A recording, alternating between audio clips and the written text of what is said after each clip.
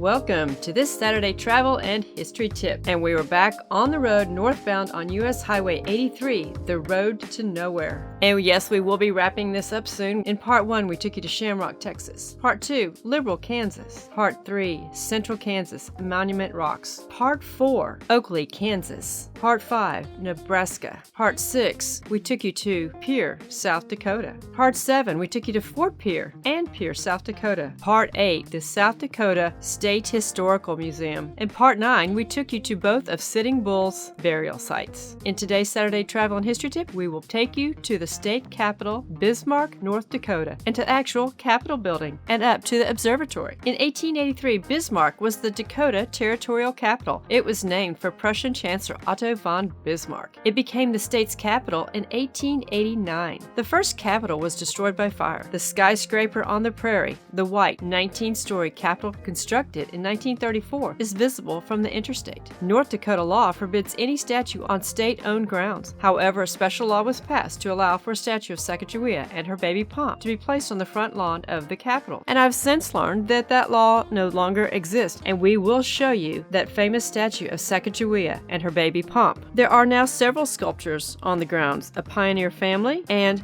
Governor John Burke. The statue of John Burke is at the entrance of the state capitol. He was a legislator, governor, Supreme Court justice, and treasurer of the United States. It is rather unique to go to a contemporary-looking building, even though this one was built in the 1930s. After passing through TSA-style security, we entered the building and went actually straight to the elevators to go to the observation deck, which is on the 18th floor. The observation area provides expansive views of the Capitol grounds and Bismarck. There are many historical attractions and trails and adventures alongside the Missouri River, which goes between the town of Mandan and Bismarck. They are sister cities similar to Fort Pierre and Pierre, South Dakota. I wanted to go see the Teddy Roosevelt statue in front of the railroad station in Mandan. I was expecting a little bit bigger statue, but actually it's like a life-size statue, so it's sort of small, but sort of cute. I hope that one day you will be able to go to Theodore Roosevelt National Park and see the beautiful Badlands. This white skyscraper of the prairie is the state's second Capitol building. Though the building lacks the ornate detailing of the typical 19th century domed capitals, the impressive Memorial Hall is a gem of Art Deco design. There was a lot of interesting things to see in the Capitol. It was a very different experience than most state capitals. Most of the items that you would look at would be photographs of favorite sons and daughters of the state or pictures of the Capitol and the Capitol grounds. Once up at the observation deck, you can see all 4 directions towards Mandan and across Bismarck. On February 17, 2007, 8,962 North Dakota snow angels were made on the promenade. That's kind of cool, no pun intended. The day we went, it was beautiful green. It looked like a golf course. Most of the walls on the observation deck level were of historical buildings throughout the state and throughout the Capitol and throughout the city. Back down the elevators, we found these 2 items that were kind of funny: a pay telephone and a phone book, and these candy machines. How many of you remember buying candy out of machines just like this? When we had entered the Capitol, the gentleman at the security desk gave us this brochure, and it gave some interesting information. And it said it was due to financial constraints, a $2 million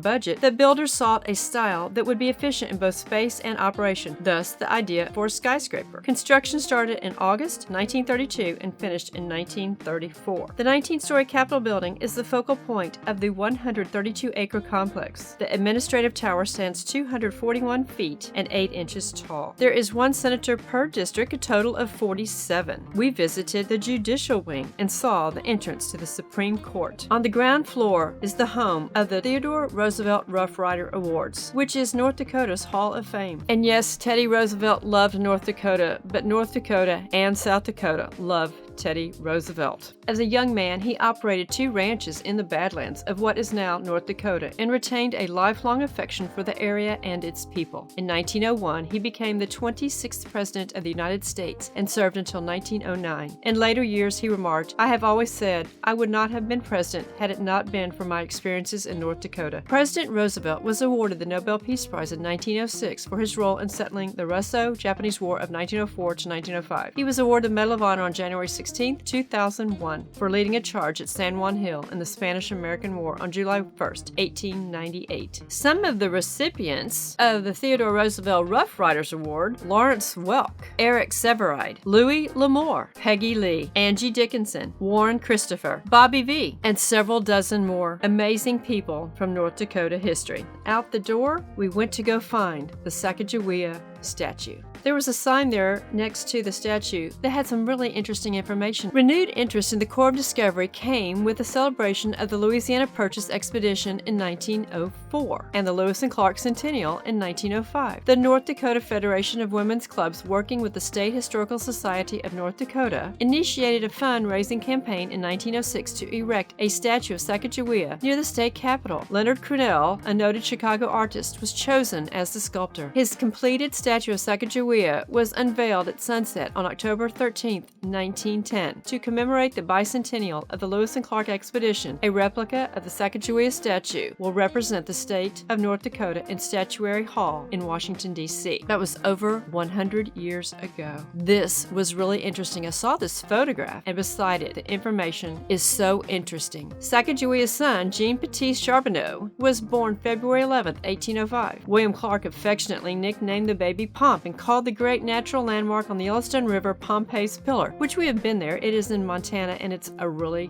interesting place for a very special reason. And one day I'll do a Saturday travel and history tip and let you know what makes that place so special in regards to the Corps of Discovery. Sacagawea's descendant, Mink, also known as Hannah Levings, a Hadasta woman, was chosen as the model for Crunell's statue. In this photograph, Mink is posing for the artist, carrying a baby, much like the sculpture illustrates. That is so amazing. And you'll notice I'm calling her Sacagawea. They have Sacagawea here. I learned her as Sacagawea, and she'll always be Sacagawea to me. Next week, we'll walk a few steps to the North Dakota Heritage Center. Wow, this place was amazing. We'll not only do a Saturday travel and history tip that will be part 11 of my U.S. Highway 83, The Road to Nowhere series. You glad we're going to be finally done? I think it's been interesting, and I hope you have too. But this will be the conclusion. But we will be getting some of our regular nuggets from inside this museum. American history. Learn it. Love it. Appreciate it.